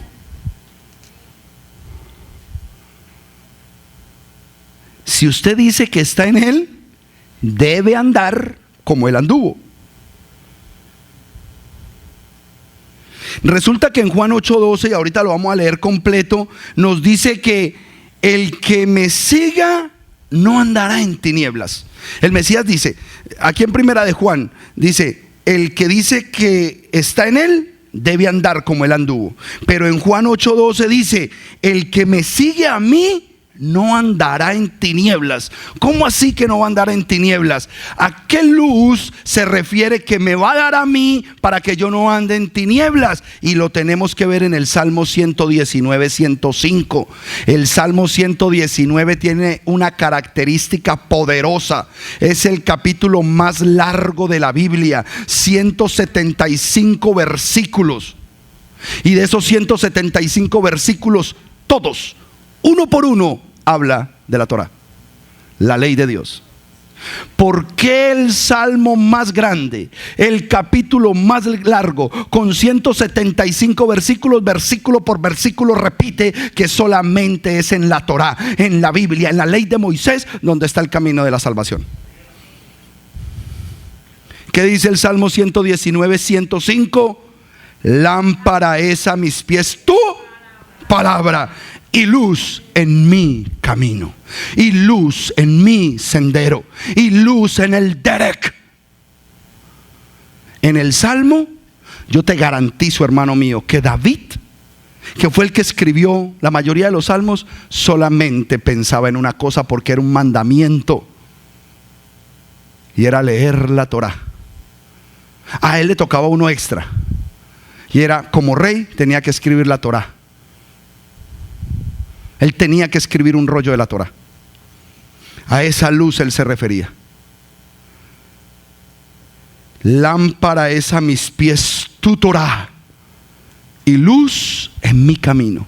El que no tiene la Torah no tiene la luz, y el que no tiene esa luz anda en tinieblas, y el que anda en tinieblas va a caer al hueco.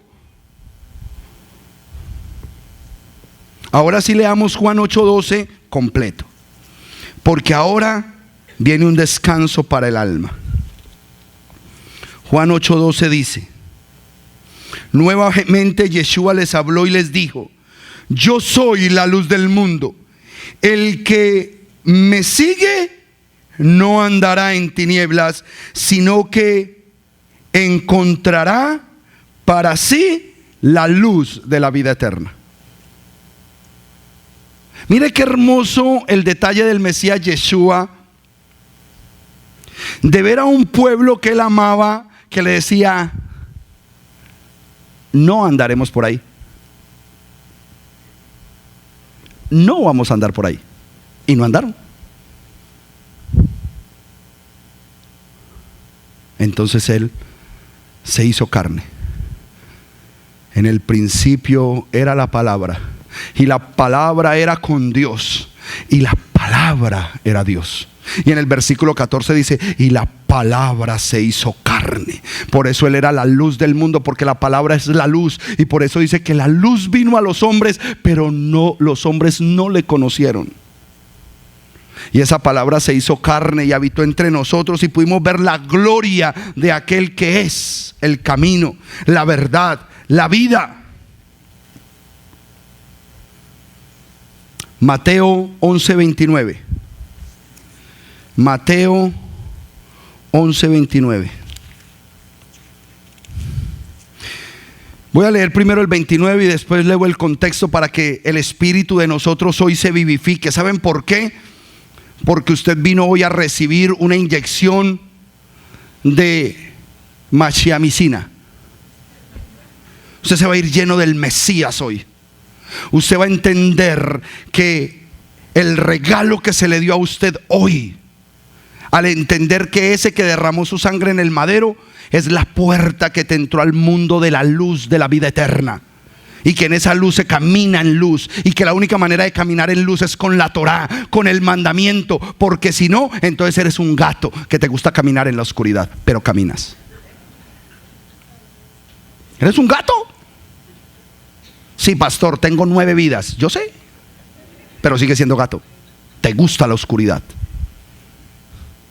Nosotros fuimos llamados a la luz, a la luz, a la verdad, a la vida eterna. Y eso es un precio muy alto, y alguien tiene que pagar el precio. Alguien tiene que pagar el precio para caminar el camino de la luz.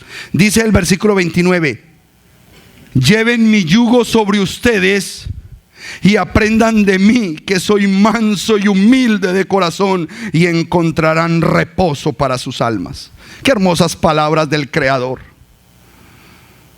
del Rey de Reyes y Señor de Señores. Mire lo que Él dice. Del 28 dice: vengan a mí todos los que estén cargados y agobiados, y yo los haré descansar. Lleven mi yugo sobre ustedes y aprendan de mí, que soy manso y humilde de corazón, y encontrarán reposo para sus almas. Aprendan de mí, de mi camino, sigan mis pasos. Versículo 30: porque mi yugo es placentero y ligera mi carga. Oh, aleluya, aleluya. Todo eso que yo les estoy predicando en el Brit Hadashah está conectado con las palabras que se dijeron en el 626 antes del Mesías Yeshua. Había que buscar esa senda antigua. La historia que propone la teología moderna occidental dista siglos y siglos de la verdadera historia bíblica. Hoy hay una disyuntiva delante de los seguidores de la Biblia y los seguidores de Jesús. Hay una disyuntiva, y si escuchan este mensaje, peor, porque tienen que tomar una decisión. O toman esta oportunidad que Yahweh trae a través de las raíces hebreas de la fe bíblica, o siguen los planteamientos modernos de los pensadores evangélico-protestantes del cristianismo, que muy poco tiene que ver con la verdad de la Emet, de la Torá de Yahweh. Muy lejos de la verdad de Yahweh. Y quiero cerrar con esto. Deuteronomio 4, 5 y 8. Son versículos muy poderosos que usted no los puede dejar pasar por alto, porque de ellos depende que usted se levante gloriosamente a la bendición que el Eterno tiene para los que son de su pueblo. Deuteronomio 4, 5. Cuando lo tengan me dicen amén. Consideren, estas son palabras de Yahweh a un pueblo que encontró el camino, a los que les dio el camino de la luz. Consideren que yo les he enseñado estatutos y ordenanzas tal como Yahweh mi Dios me ha ordenado, a fin de que los pongan por obra en la tierra a la cual van a entrar a tomar posesión de ella. Los guardarán y los pondrán por obra, porque esta será su sabiduría e inteligencia a los ojos de las naciones, que al escuchar todos estos estatutos dirán: oh, esta gran nación es sabia y entendida. Porque ¿qué gran nación hay que tenga tan cerca a su Dios como lo está Yahweh nuestro Dios en todo lo que le invoquemos? ¿Y qué gran nación hay que tenga unos estatutos y unas ordenanzas justas como esta Torá que hoy pongo delante de ustedes? Oh, aleluya. ¿Usted quiere ser llamado sabio y entendido? ¿Usted quiere ser deseado por los demás y decir: yo quiero lo que este hombre tiene, yo quiero lo que esa familia tiene de parte del Eterno? Pues esa es la sabiduría que el Eterno tiene para ti. ¿Eso en algún momento cambió? ¿Cuando el Mesías vino cambió? Me parece que no. En Romanos 7:12, vaya a Romanos 7:12, porque yo necesito corroborar si esas palabras gloriosas de la Torá, de la ley de Dios, de los mandamientos del Eterno, fueron cambiados por la muerte de Yeshua en el madero. Yo necesito saber. Y vamos a leer en Romanos 7:12 a un jurisprudente, un hombre de leyes, una capacidad intelectual legal de la época como la de Rab Shaul, Pablo, como ninguno, como pocos.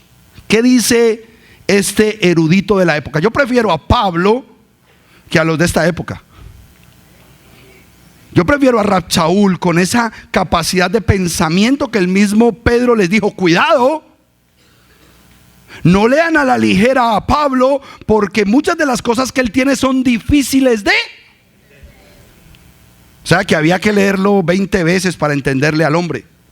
¿Y qué dice este erudito en el versículo 12? De modo que la ley es santa y el mandamiento es santo, justo y bueno. ¿Cambió? Ahora baje al 16, ponga su ojo en el 16 y dice: y si hago lo que no deseo, testifico que la ley es buena. Y si hago lo que no deseo, entonces estoy dando testimonio de que la ley es buena. Primera de Timoteo 1:8. Oh, bendito el Eterno. Qué mensaje, Padre.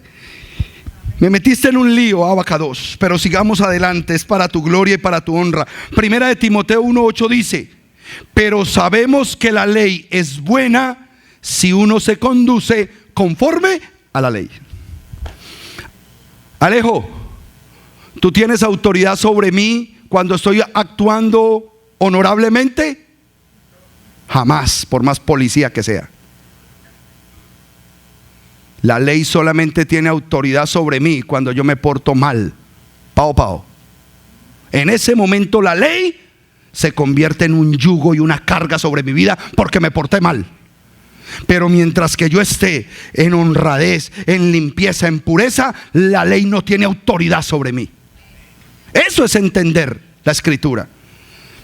Primera de Timoteo 1:8, pero sabemos que la ley es buena si uno se conduce conforme a la ley. En la BIM, vamos a leerla en la BIM, Primera de Timoteo 1:8, en la BIM. Vamos a leerla. Por eso es bueno tener varias versiones, porque amplían nuestro entendimiento, nos llevan a otro nivel de pensamiento, pero a veces también nos desinflan. Primera de Timoteo 1:8 dice: sabemos sin embargo que la ley es buena si uno la usa legítimamente. Aleluya. La ley es buena si tú la usas legítimamente. Óigame, porque aquí va a brincar más de uno. Cuando tú usas la ley legítimamente, tú eres legal. Eres una persona legal. Y si todo lo haces legal, eres legalista. Amén. Les hago ahora la pregunta: ¿entonces ser legalista es malo?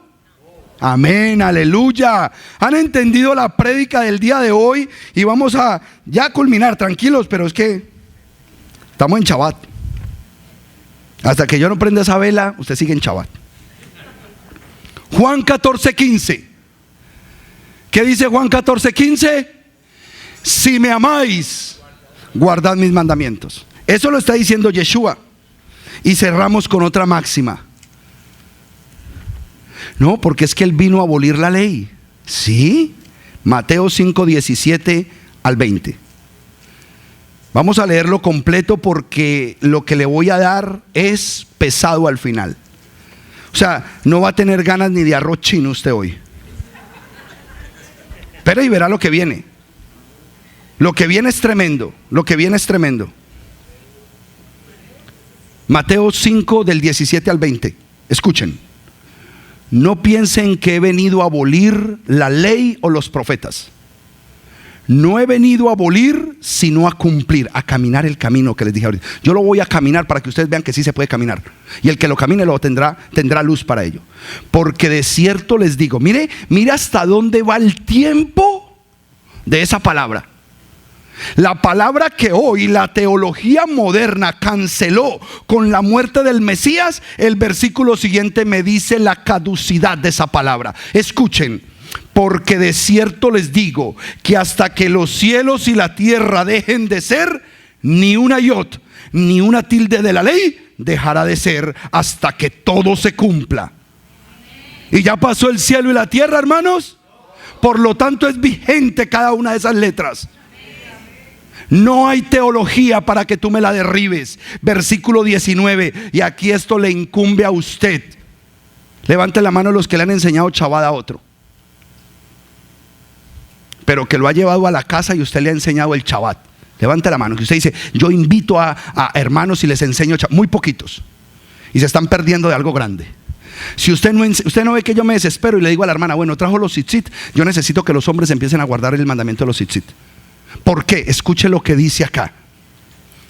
Por tanto, todo el que menosprecie uno solo de estos pequeños mandamientos y así lo enseña a los hombres, pequeño será llamado en el reino de los cielos. Pero cualquiera que los ponga por obra y los enseñe, el tal será llamado grande en el reino de los cielos. Pregunta, ¿quiénes van a empezar a enseñar a guardar Shabbat? ¿Quiénes van a empezar a guardar? Porque si usted no enseña, va a ser llamado chiquito en el reino de los cielos. ¿Quiénes van a empezar a enseñar a guardar Shabbat? Yo necesito que levante la mano y se comprometa con el Eterno. Pastor, voy a empezar a enseñarle a una familia nueva a guardar Shabbat. Usted ya sabe. Ustedes ya saben guardar Shabbat. Versículo 20. Les digo pues que si su justicia no supera a la de los escribas y los fariseos, si la justicia, o sea, hacerlo justo lo que Él mandó, si su justicia no llega a ese nivel de obedecer como obedecían los escribas y fariseos de la época, no entrarán en el reino de Dios.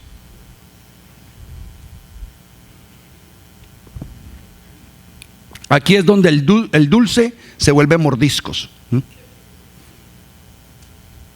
Ahí es donde se demuestra que si usted no guarda los mandamientos, usted no entrará al reino de Dios.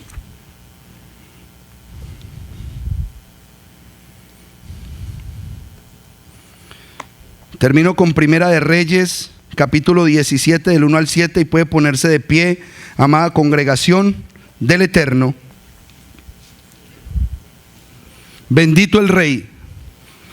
Yo quiero ministrar con estas palabras, amado pueblo del Eterno. Abre la cámara para que...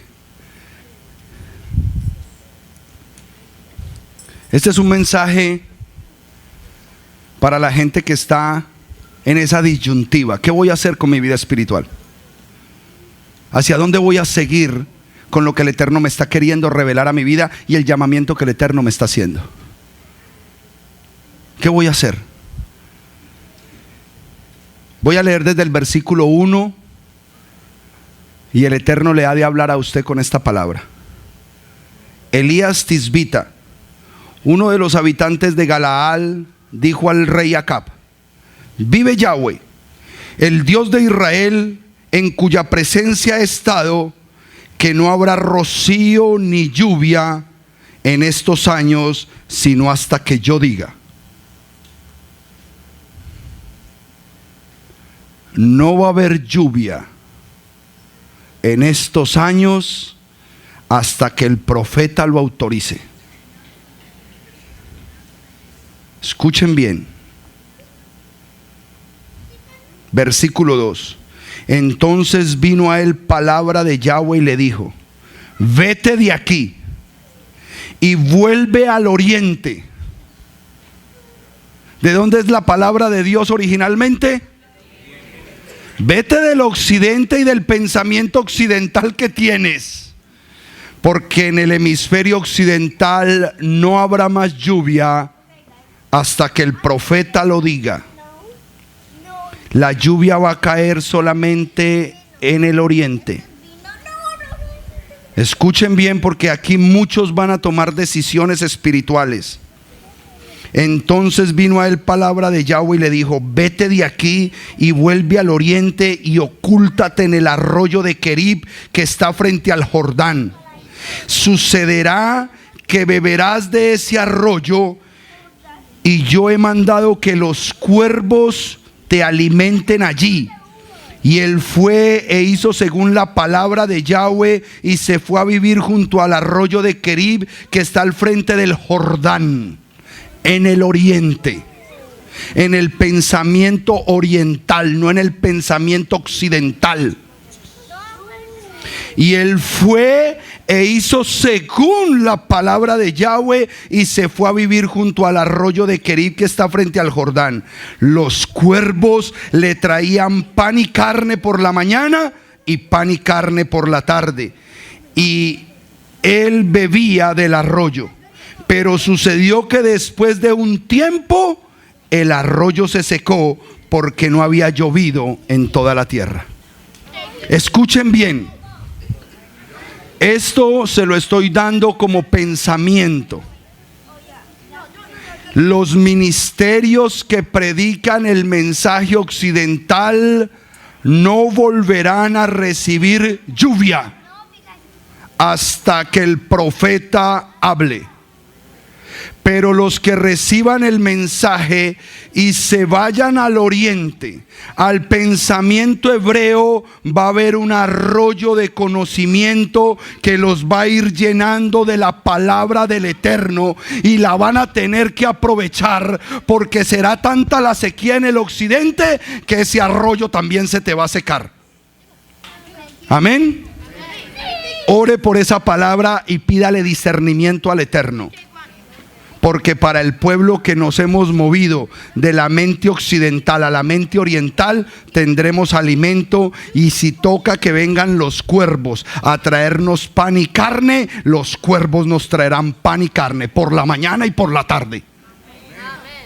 Pero si se queda en el pensamiento occidental, no habrá más lluvia para ti hasta que el profeta de verdad, un profeta de Dios, hable. Amén. Vamos a cerrar este Shabbat. Baruch Hashem. Espero que esta enseñanza les haya servido, que tenga información importante para sus vidas, y que con el propósito que tenemos de conocer las raíces hebreas de nuestra fe, podamos ir haciendo un crecimiento espiritual en lo que verdaderamente la Biblia dice. Soy el pastor Diego Higuita de MC Shalom Internacional, y nos puedes contactar a través de los diferentes medios de internet. En Facebook, en YouTube tenemos nuestro canal, pero también tenemos clases en vivo a través de GoToMeeting. Te estaremos dando toda la información a través de estos mismos videos y a través de las diferentes modalidades que tenemos en la web, para que tú puedas conectarte con nosotros también en nuestros momentos en vivo. Que sea de bendición todo este material para sus vidas. No olviden, EMC Shalom Internacional, Pastor Diego Higuita. Shalom, shalom.